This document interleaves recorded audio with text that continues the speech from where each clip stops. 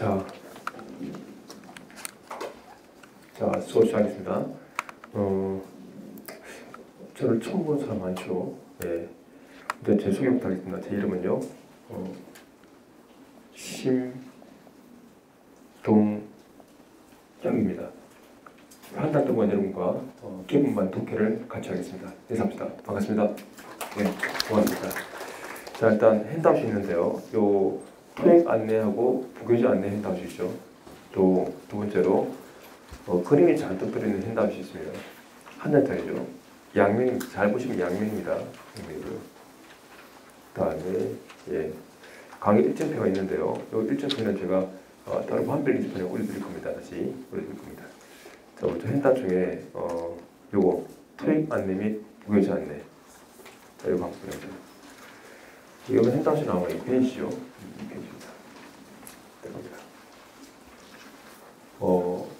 여기서 토익 시험을 한 번도 안 쳐본 사람 여기 오세요. 네, 좀 많네요. 한 절반 정도인데요. 그럼 토익 시험에 대한 안내를 간단하게 해드리고 수업을 진행하도록 하겠습니다. 여러분 알다시피 토익은요 990점 만점이죠. 총 200문제인데요. 200문제 중에서 A시가 100문제, 또 R시가 100문제입니다. R시 100문제 중에서 문법과 어휘가 46개, 독해가 54개죠. 이 독해 문제가 바로 제가 강의할 8세부입니다. 이 8세부 문제를 좀 분류해보면요. 지문 한 개를 보고 풀어야 하는 문제가 21문제입니다. 근데 지문이 2개나 3개가 나오는 문제가 있습니다. 이 합쳐서 이제 25문제인데요. 이 총 합치니까 54개 문제가 되더라고요. 근데 이 54개 문제 중에서 어휘, 동의어를 묻는 어휘 문제가 2문제가 나오기 때문에 보통 독해 문제는 보통 52개의 문제가 나온다라고 말합니다. 근데 어휘 문제를 빼도 50개를 넘어가죠. 상당히 양이 많습니다. 그래서 A시 100문제를 다 풀고요. R시를 쭉 다 풀고 그리고 그 다음 8세븐 넘어오는데 8세븐이 독해 문제가 50문제를 넘어가요. 상당히 피곤하겠죠. 그래서 사실 정기특을 잘 풀려면요. 수업 듣는 것도 중요하지만 매주 한 세트씩 모의고사를 풀어가는 연습 있죠. 연습이 상당히 중요합니다. 왜냐하면 수업 시간할 때는 1시간당 지문이 한 2개나 3개밖에 안 나오는데요. 정기특 가면 1시간 안에 15개 지문을 연속으로 풀어야 되거든요. 이 상당히 양이 많습니다. 그래서 그런 연습을 좀 같이 해두셔야 정기특 할 때 당황하지 않습니다. 그 시간 내시면요. 주말마다 아직 힘드시겠지만 모의고사 한 세트씩 한번 풀려고 한번 노력해보세요. 꼭 리뷰는 자세하게 안 해도 됩니다. 문제 푸는 연습 있죠. 문제 푸는 연습이 중요하니까요. 그걸 한번 고려해 주시기 바랍니다. 자, 들어갑니다. 자, 그럼 이렇게 많은 독해 문제를 풀려면 어떤 자료가 필요합니까? 이런 자료가 골고루 필요합니다. 먼저 패러프레임입니다. 바꿔 말하기 실력이 있어야 됩니다. 두 번째가 다이어. 하나에 따른데 뜻이 여러 개 있는 게 있어요. 이런 건 따로 공부하시는 게 효율적입니다. 세 번째가 독해 자체에 대한 연습이 좀 되셔야 되고요. 마지막으로 문제풀이요. 근데 보통 혼자 공부하시는 분들은 이거만 하죠. 문제풀이만 하죠. 그래서 점수가 빨리 안 오릅니다. 사실 골고루 다 하셔야 돼요. 저는 패러프레임과 다이어를 묶어서 핸드아웃으로 제공합니다. 총 19회, 19회 제공하고요. 단문독해와 문제풀이를 묶어서 부교재 안에 넣어놨습니다. 주로 수업은 부교재로 나갈 건데요. 이 핸드아웃은 숙제입니다. 오늘은 첫 시간이니까 핸드아웃 공부하는 방법에 대한 설명을 좀 해드릴 겁니다. 자, 먼저 핸드아웃 핸드아웃 2페이지 그러면 돼요. 그 페이지 그 다음입니다. 이 핸드아웃 페이지가 아마 3페이지 됐을 거예요. 보세요.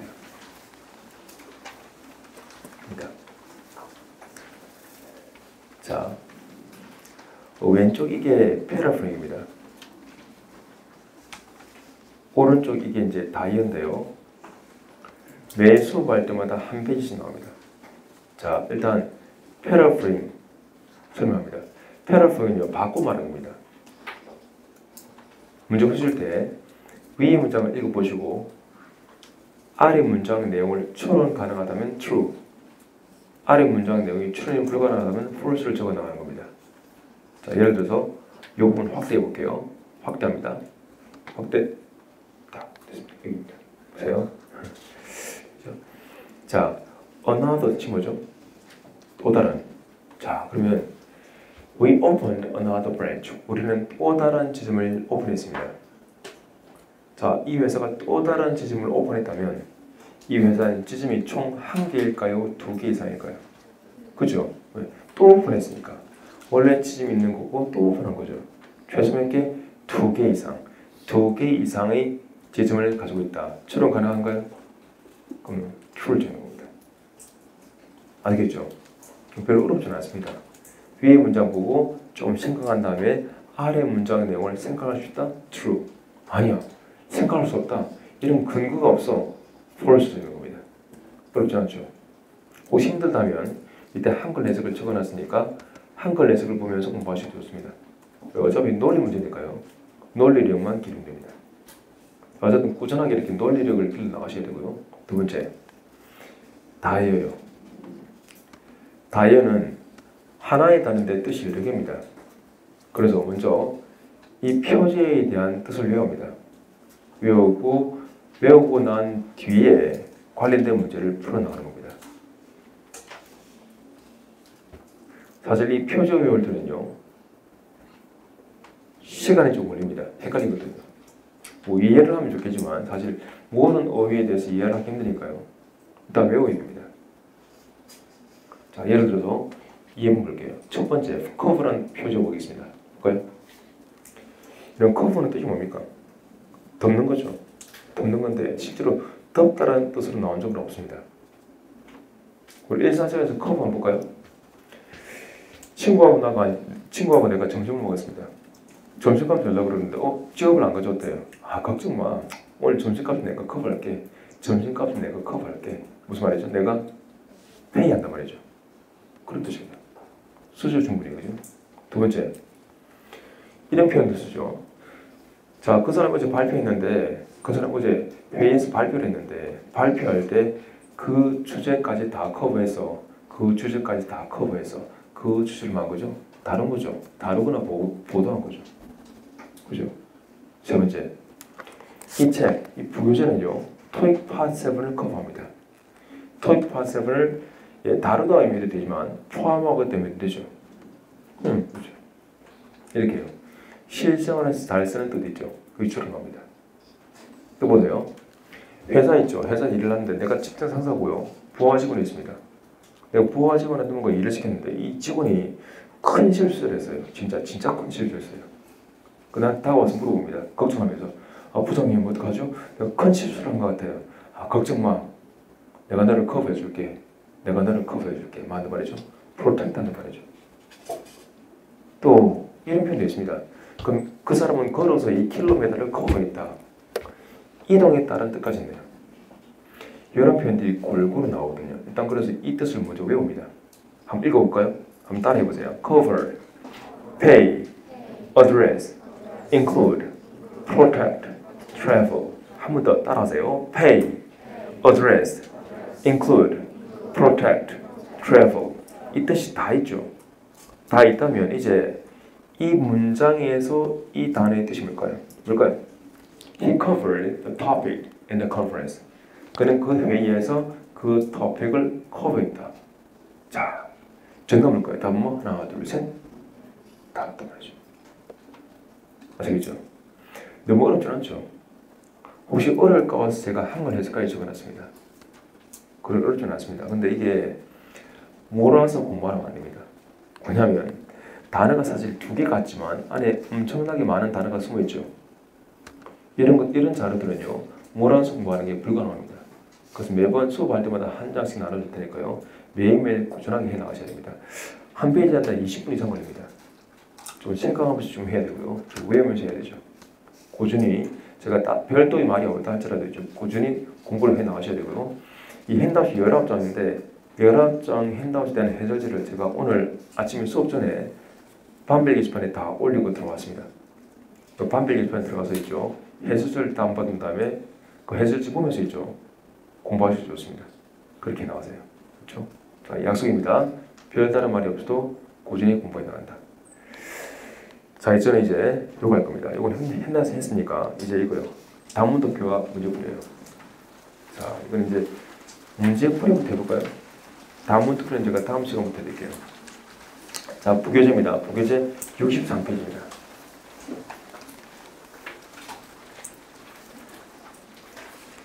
혹시 부교재 없는 사람 있나요? 있나요? 이분들 앞으로 나오시면 제가 좀 드릴게요. 부교재를 제가 좀 준비해왔어요. 이 너무 많은데. 이렇게 많은데. 예. 이게 지금 다 넣으면 안 될 것 같아요. 이게 부교재가 이렇게 많을 줄 몰랐는데. 왜 이렇게 많아요? 예, 이제 준비된 자료가 없습니다. 들어가세요. 부교재를 첫날에 분명히 해볼 줄 알았는데. 자, 7번 띄워드리겠습니다. 7번 보고 보세요. 일단 부교재 내용이 이랬습니다. 일단 대별로 어휘가 쭉 나와 있습니다. 그 여러분 공부하실 때 있죠. 이 대별로 나와 있는 어휘를 공부하셔야 됩니다. 특히 수업 들어올 때는요. 최소한 왼쪽에 나오는 어휘는 좀 보고 들어오세요. 좀 보고 들어오시면 수업할 때 훨씬 편합니다. 그럼 제가 수업할 때 이 중에서 주요 어휘만 좀 짚어서 설명합니다. 설명한 다음에 문제풀이 들어가겠습니다. 자, 이 중에서 주요 어휘 몇 개만 짚어드리겠습니다. 먼저 2번, 14번, 15번, 20번, 23번, 26번, 27번. 자, 7개죠. 한번 쫙 읽어보세요. 여러분이 알고 있는 뜻과 좀 다른 게 있을 겁니다.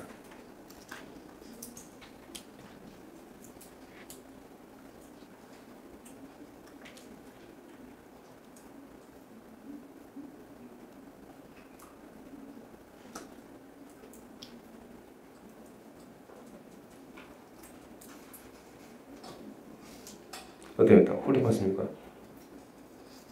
저건 제가 하나하나 설명할게요. 여러분, place는 뭐죠? 자리죠. take는 잡다죠. 그럼 원래 뜻이 뭐죠? 자리 잡다라는 뜻이 돼야 되잖아요. 그런 뜻이 되어야 되는데 뜻이 바뀝니다. 이런 걸 수거를 합니다. 좀 희한하게 뜻이 바뀌죠. 이게 주어가 행사라면 행사가 열리답니다. 주어가 사건이라면 사건이 발생했다는 뜻이고요. 주어가 촬영이라는 공사라면 공사가 진행되다. 오늘 행사가 열리다라는 뜻을 합니다. 자, 읽어봅시다. take place. take place. 또 보세요. 뭐 이런 금융기관이 뭔지는 아시죠? 은행이나 증권의 스타일을 말합니다. 이거 뭐 어려운 단어는 아니고요. 다음이고요. 그리고 establish 하면 뜻이 뭘까요? 이게 뜻이 설립하다라는 뜻입니다. 설립하다. 그럼 이거 명사형은 뜻이 원래 이렇게 돼야 되죠. 그죠? 설립하다 명사이니까 설립 맞죠? 근데 실제로 이 단어는요, 설립해 놓은 큰 건물이나 큰 가게입니다. 큰 건물이나 큰 가게를 말합니다. 우리 해커사건에 있는 이 건물은 큽니까? 안 큽니까? 전부 크죠? 이런 거, 요 정도들을 establishment 합니다. 큰 건물이나 큰 가게. 예를 들어서 쇼핑 establishment, 쇼핑 설립 이해가 안 되잖아요. 그죠? 그 뜻이 아니고요. 쇼핑할 수 있는 큰 가게, 또 쇼핑할 수 있는 큰 건물, 한마디로 뭐 쇼핑센터나 쇼핑몰. 그럼 봅시다.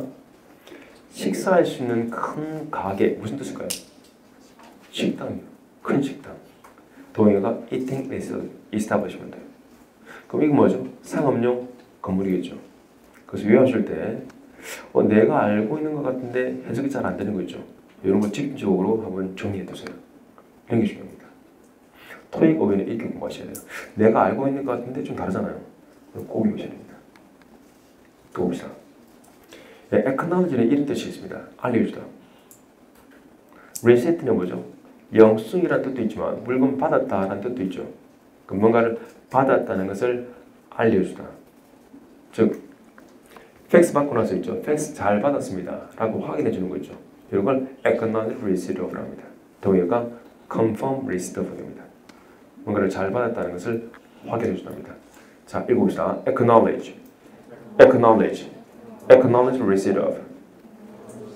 예, 잘했습니다. confirm receipt of, confirm receipt of. 똑같은 뜻이다라고 생각하시면 돼요. 자, 한 개 더 해볼까요? 여러분, final 하면 뜻이 뭘까요? 결승전이죠. 최종 결승전이죠. ST와 IST는 뭐죠? 사람이죠. 그럼 finalist는 뭐냐? 최종 결승전에 진출한 사람입니다. 최종 결승전에 진출한 사람이요. 그럼 우승자일까요? 아직 우승자가 아닐까요? 아직 우승자가 아닙니다. 즉 finalist는요. 최종 결승전에 진출한 사람이지 우승자는 아니다. 아직 우승자는 아니다는 겁니다. 이게 그 부인 광고의 채용 단계에서는요. 파이널리스트가 뭐냐면 최종 인터뷰에 진출한 사람입니다. 그럼 최종 합격자입니까? 아직 합격자 아닙니까? 아직 합격자가 아니죠. 그 해석할 때는 이렇게 해야 됩니다. 서류전은 합격자예요. 최종 인터뷰에 진출했으니까 서류전이 다 통과한 거죠. 오늘 토익 할 때는요. 서류전 합격자라고 합니다. 띄었으면 그 사람들의 명단이라고. 자, 읽어봅시다. finalist, finalist, finalist, finalist. 자, 알고 있다고 생각하시면 뜻이 약간 다른 거 있죠. 이런 거 좀 잘 체크해 주시기 바랍니다. 자, 있는 게 이제 64페이지요.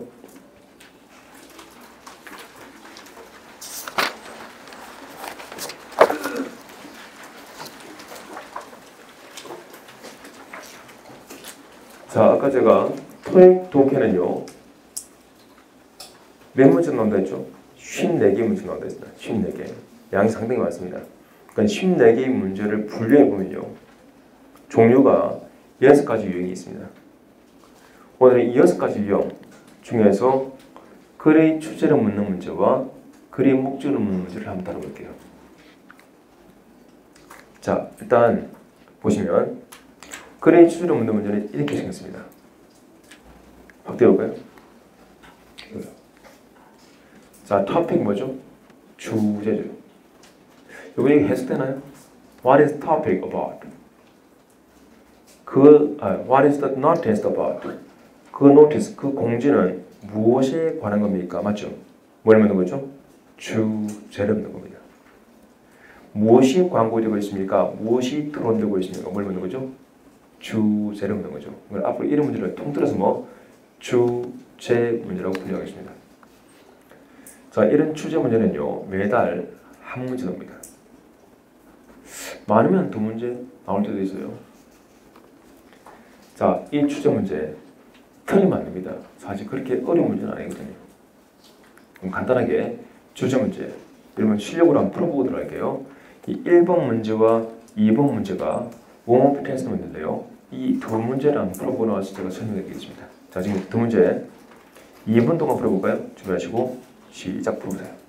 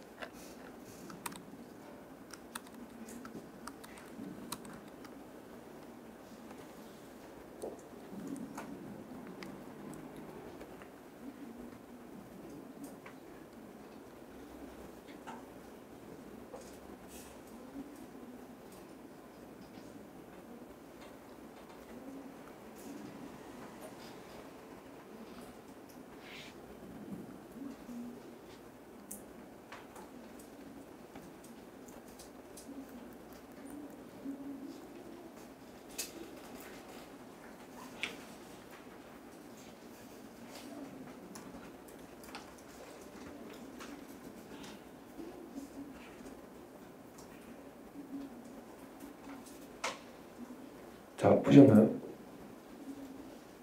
아직 2분 안 되지만 거의 절반은 푼 것 같아요.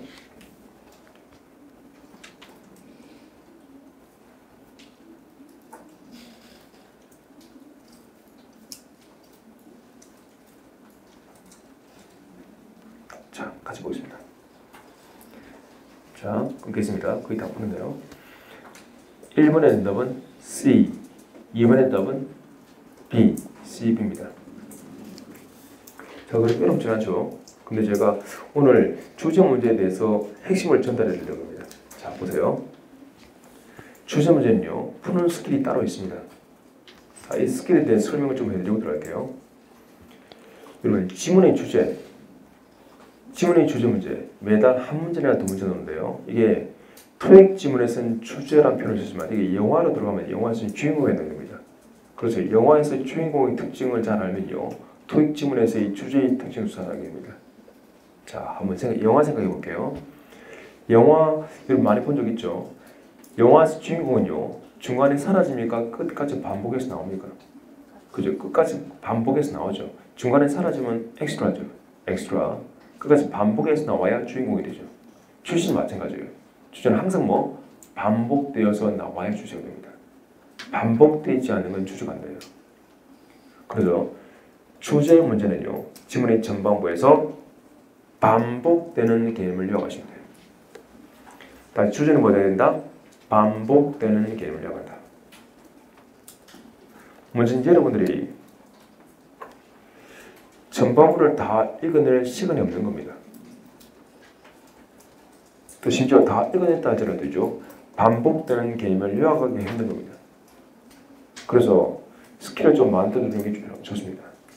원래 주제 문제는요, 전반부에서 반복되는 개념을 요약해야 되는데 혹시 요약이 안 되면요, 자, 명사 앞에 the나 this나 또는 these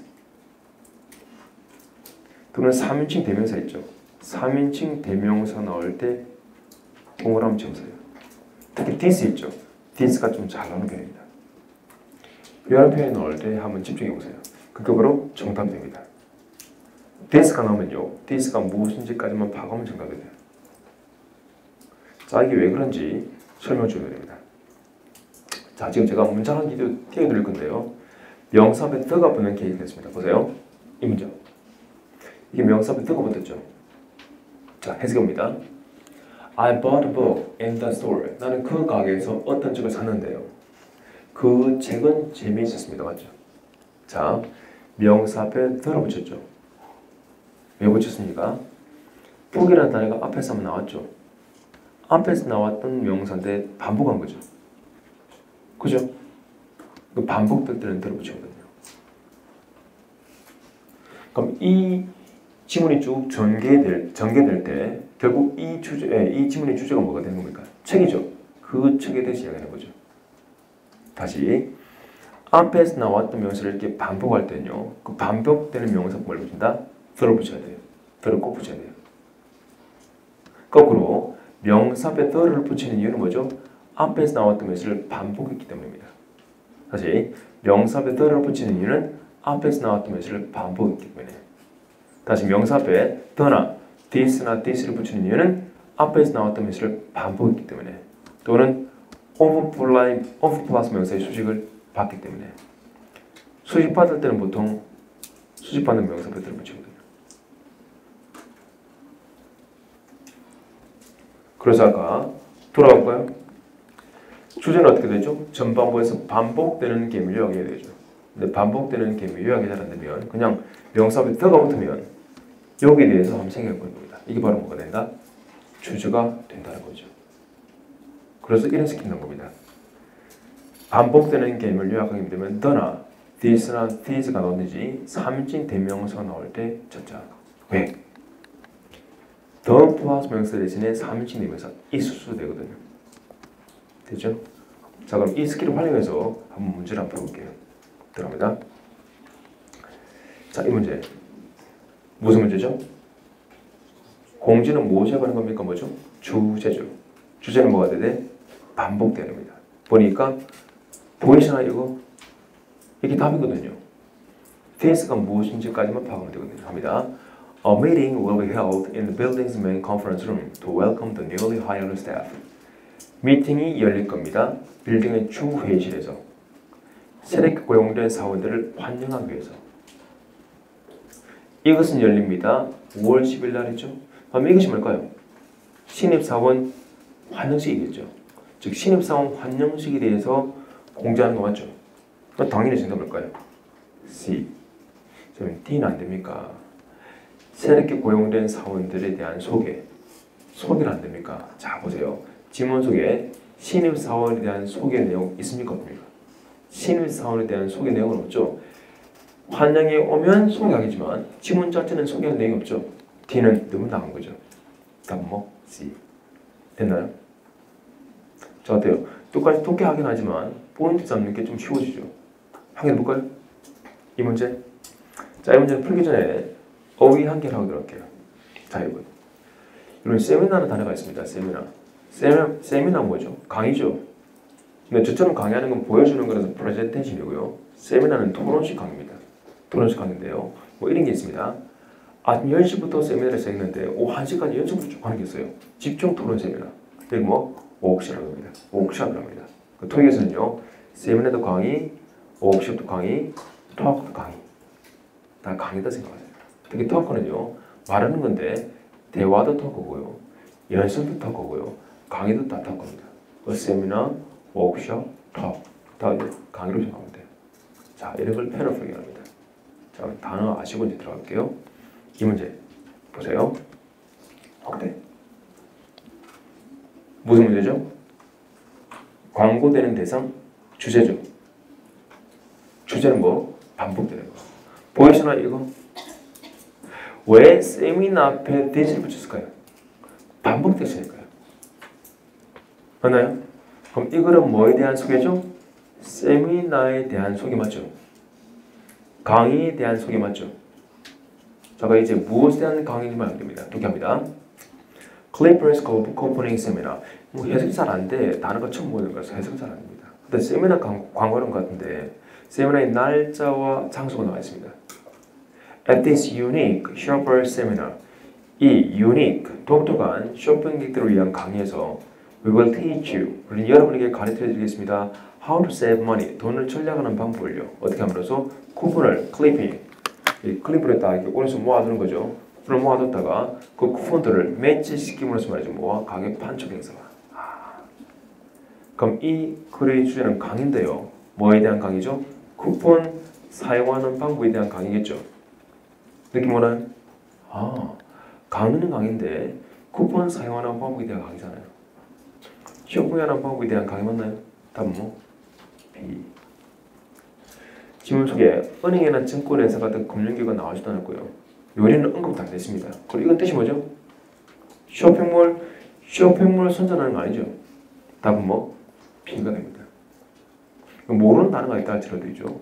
포인트가 이거다를 알게 된다면 훨씬 풀이하기 어떻게 편하죠. 자, 정리합니다. 오늘 첫 번째 문제는요. 글의 주제를 묻는 문제입니다. 글의 주제를 묻는 문제는 원칙이 뭐죠? 지문이 전반부에서 반복되는 게임을 요약한다.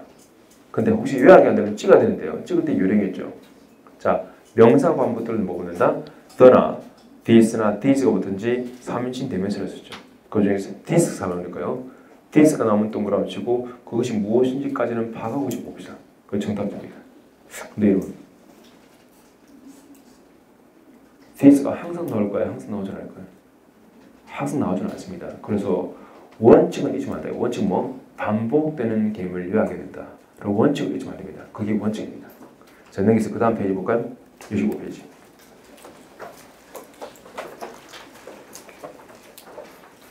자, 이번엔 목적 문제입니다. 목적 문제 매달 2문제 아니면 많을 때 4문제 이 사이에서 나와요. 자, 이렇게 생겼습니다. 볼까요? 이건 뭐죠? 목적. 자, 해석합니다. Why was this letter written? 왜 이 편지가 쓰였습니까? 편지를 쓴 이유죠. 편지를 쓴 이유도 목적 문제에 속합니다. 앞으로 이런 문제 만나면요. 그냥 목적하고 넘어갈 겁니다. 자, 이런 목적 문제는요. 푸는 스킬이 정해져 있습니다. 목적 문제는요. 그냥 지문의 전반부에 정답이 몰려 있습니다. 지문의 전반부에 정답이 70% 이상이 몰려 있습니다. 주로 전반부에서 알려주는 내용 또는 요청한 내용을 요약하면 됩니다.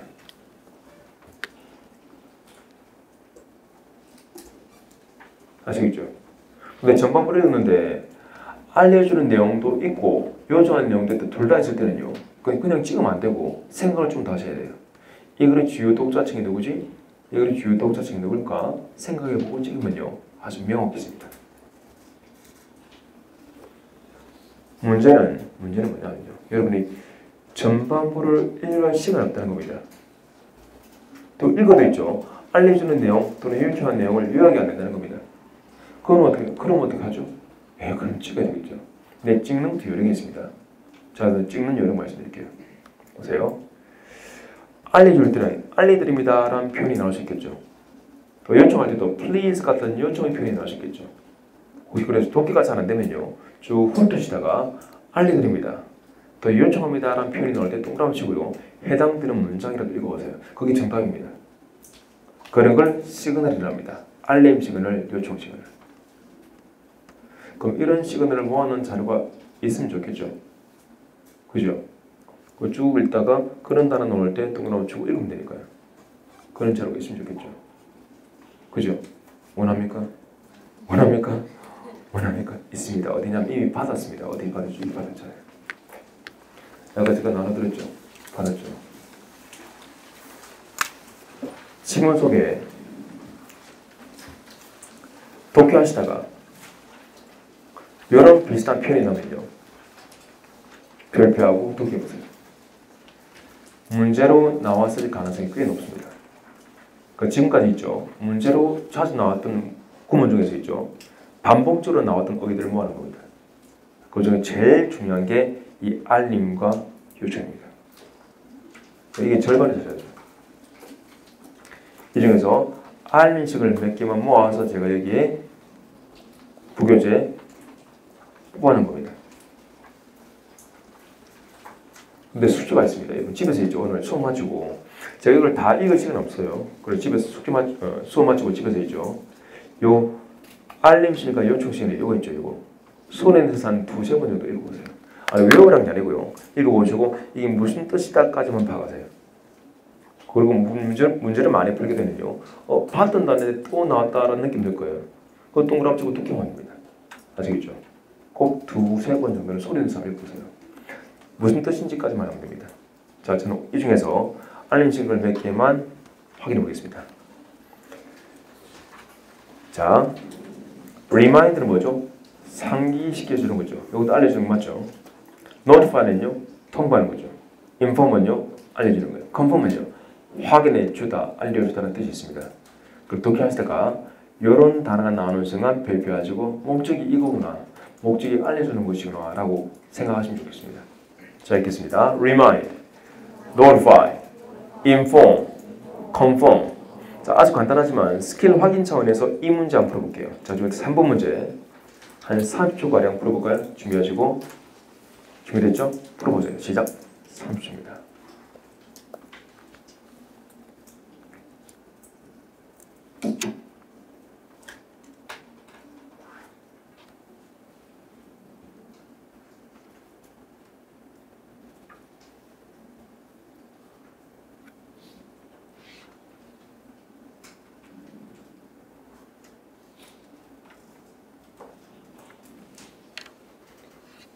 자, 답이 나왔죠?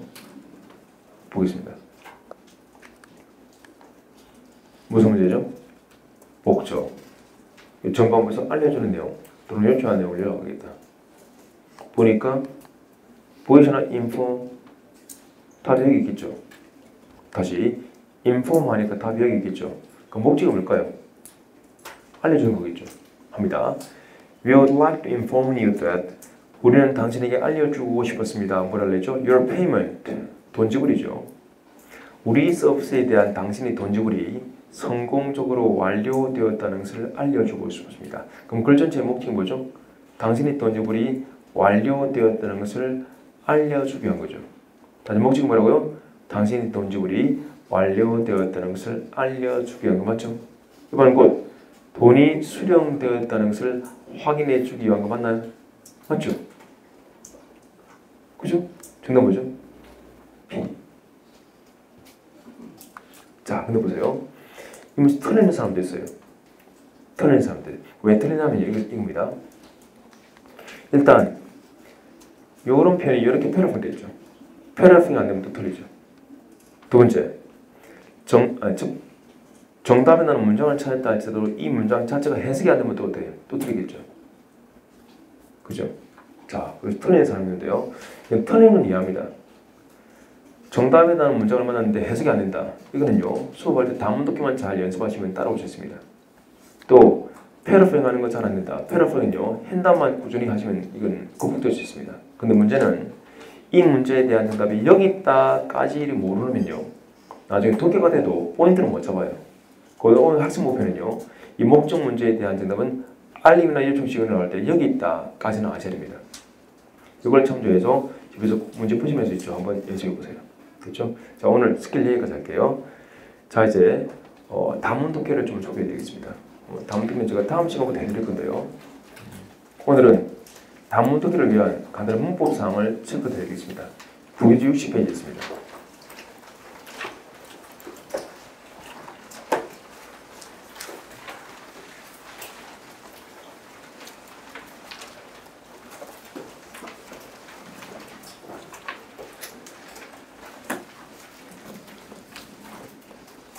자, 60페이지 오른쪽 밑에 보면요, 문장의 형식이 나와 있습니다.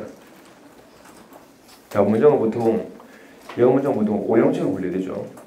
자, 오늘 간단한 내용 좀 설명합니다. 자, 주어 동사만 있으면 몇 형식이죠? 1형식입니다. 뒤에 보호가면요, 2형식. 뒤에 목적어면요, 3형식. 뒤에 목적어 2개면 4형식. 뒤에 목적어 목적보면 9형식이죠. 하는데, 자, 문제는 중요한 건 이게 아니고요. 모든 문장에서 항상 있는 게 있죠. 바로 뭐죠? 주어와 동사입니다. 그죠? 근데 이 중에서 여러분, 실질적으로 제일 중요한 거 한 개만 골라고 하면 주어일까요? 동사일까요? 당연히 동사입니다. 왜? go! 이러면 동사만 썼죠. 명령문 문장이죠. 근데 주어만 말해볼까요? 주어만 말합니다. you 이건 문장이 안 되죠. 말다툼이죠. 동사만 말하면 문장이 되지만 동사가 없으면 문장이 안 되죠. 문장에서 제일 중요한 건 동사입니다. 그래서 단문 독해도 있죠. 문장 전체의 정식 동사 있죠. 정식 동사만 찾으면 뼈대가 딱 서는 겁니다. 그러면 모든 게 단순해집니다. 왜냐? 정식 동사를 찾았다. 그럼 앞에 있는 건 당연히 뭐겠습니까? 주어겠죠. 주어를 구분할 필요가 없는 겁니다. 동사 찾는 순간 앞에 있는 건 다 주어니까요. 그럼 동사 뒤에 오는 명사 뭘까요? 목적 아니면 보겠죠. 문제는 이겁니다. 동사 앞에 오는 명사는 다 주어인데 동사 뒤에 오는 명사는 보호가 될 수도 있고 목적어가 될 수도 있죠. 이거 구분이 되셔야 돼요. 구분이 안 되면 나중에 힘들어집니다. 오늘은요, 동사 뒤에 나오는 단어가 목적어인지 보어인지, 다시 동사 뒤에 나오는 명사가 목적어인지 보어인지 구분하는 거, 여기까지만 확실하게 잡아볼 겁니다. 그걸 가지고 다음 시간에 단문 독해 할 거고요. 자, 간단합니다.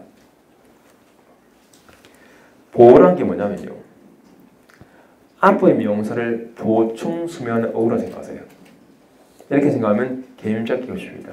앞의 명사를 보충 수면 어구. 앞의 명사가 주어라면 주격보, 앞의 명사가 목적어라면 목적격보라 생각하세요.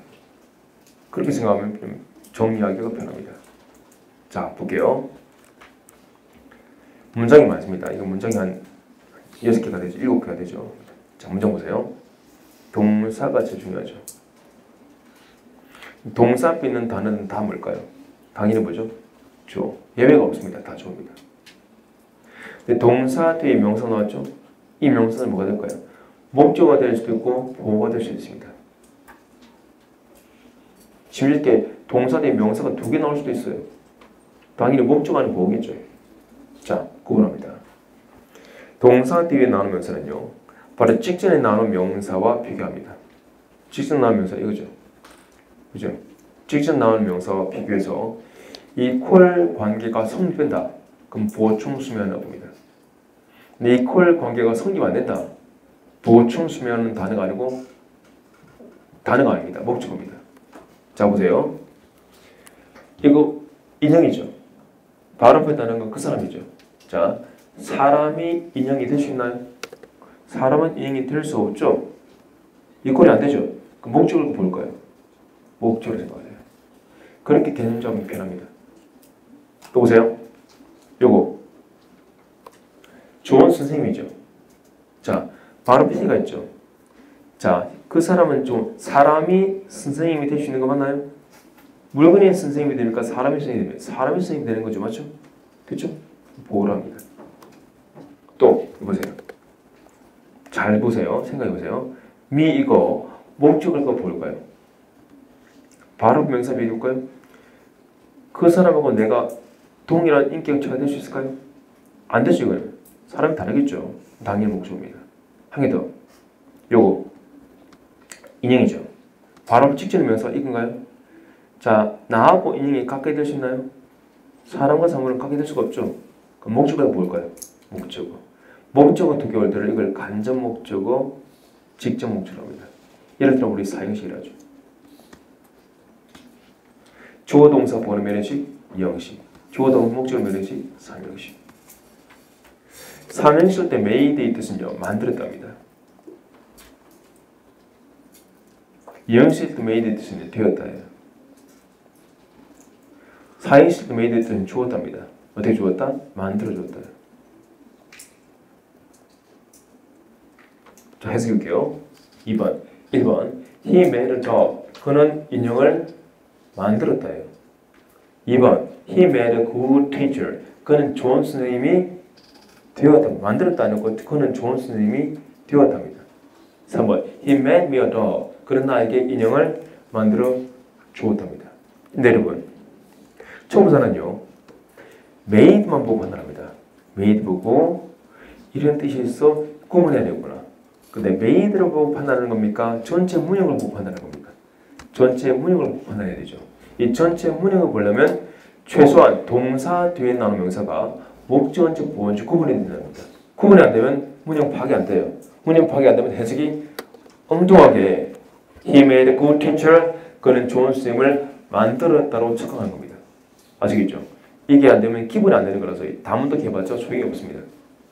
꼭 구분하셔야 돼요. 다시 동사 뒤에 나오는 명사는 뭐? 목적어는 보어인데 바로 직접 명사와 비교했을 때 equal 관계가 성립된다. 대부분 다 뭐? 보어. equal 관계가 성립 안 된다. 뭐죠? 목적어. 됐죠? 연습합니다. 보세요. 이해가 되는지 확인해 보겠습니다. 동사죠. 그럼 뒤에 나오는 명사는요. 목적어는 뭐겠죠? 합니다. 미, 이거 목적을 볼까요? 그 사람과는 같은 계층 아니죠?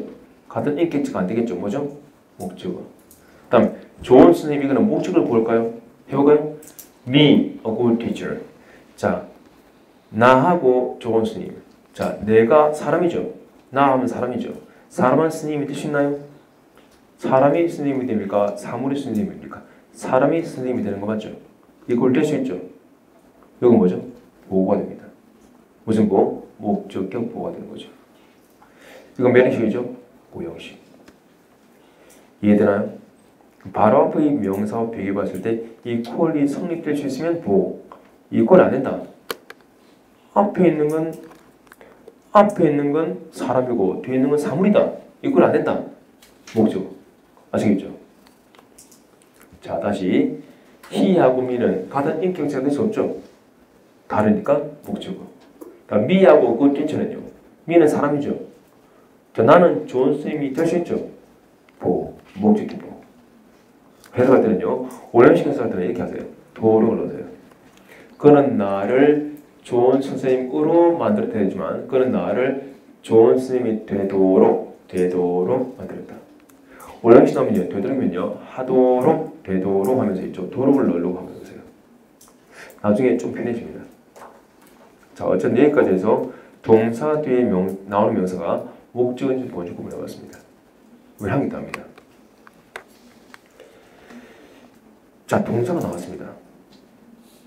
뒤에 우연히 목적어가 나왔네요. 근데 목적어 뒤에 to 부동사가 나올 때가 있습니다. 목적어 뒤에 to 부동사 나오는 문장이 상당히 많아요. 근데 목적어 뒤에 나오는 to 부동사는요. 둘 중 하나입니다. 수식어구, 다른 걸 수식하는 수식어구 될 수도 있고요. 목적어로 보충 쓰면 목적격 보호가 될 수도 있습니다. 이 구분을 좀 내셔야 돼요. 목적어 뒤에 나오는 투부동사가 목적 보호가 되는지 아니면 다른 단어를 수식하는 수식어 거품들이 구분이 좀 되셔야 돼요. 뭐냐면 보호 자리에 오는 투부동사는 뜻이 뭐죠? 뭔가를 하도록이 되거든요. 수식어 오 자리에 오는 투는 뜻이 뭐죠? 하기 위한 또는 하기 위해가 되거든요. 주로. 이게 수식어인지 보호인지 구분 안 된단 말은요. 투에 대한 정확한 해석이 안 되는 겁니다. 그래서 오늘 시간이 1분 남았으니까요. 이 투부동사, 목적어 대한 투부동사가 수식어 거품인지 보호인지 구분해 줄게요. 근데 구분해주면 해석을 할 수 있어야 됩니다. 이게 만약에 수식어보다 그럼 해석하다죠? 하기 위한 또는 하기 위하셔야 되고요. 이게 보호다 하면 하도록이라고 해석은 직접 하셔야 됩니다. 저는 구분하는 것만 해줍니다. 해석은 직접 하셔야 돼요. 자, 가르쳐줄게요. 보세요. 동사. 당연히 이건 뭘까요? 목적을 볼까요? 해볼까요? 목적어죠. 이건 뭘까요? 목적을 볼까요? 헷갈리죠? 그는 결정이다. 되나요? 그는 결정을 내리는 거지. 그는 결정이 아니죠. 그 사람이 결정을 내리는 거지. 그 사람이 결정이 되면 안 되죠. 이해되나요? 목적입니다. 문제는 뒤에 투부동사예요. 자, 이게 수식어 거품이라면 하기 위한 또는 하기 위해고요. 보호라면 하도록이겠죠. 자, 합니다. 비교합니다. He required me to visit the house. 내가 그 집을 방문한다. 자, 이 목적어가 이 투부동사의 행동의 주체가 된다면 투부동사는 보호고요. 행동의 주체가 안 된다면 수식어입니다. 자, 보세요. 내가 그 집을 방문한다. 내가 그 집을 방문하는 행동의 주체가 될 수 있나요? 사람이 집을 방문할 수 있나요? 아니네요. 보호입니다. 밑에 볼까요? 요거 한번 봅시다. 이게 행동의 주체가 된다면 보호가 되고요. 행동의 주체가 된다면 수식어가 됩니다. 보세요. 이거 보세요. 결정이 집을 방문한다. 결정이 집을 방문한다. 되나요? 결정이 집을 방문하는 행동의 주체가 되나요?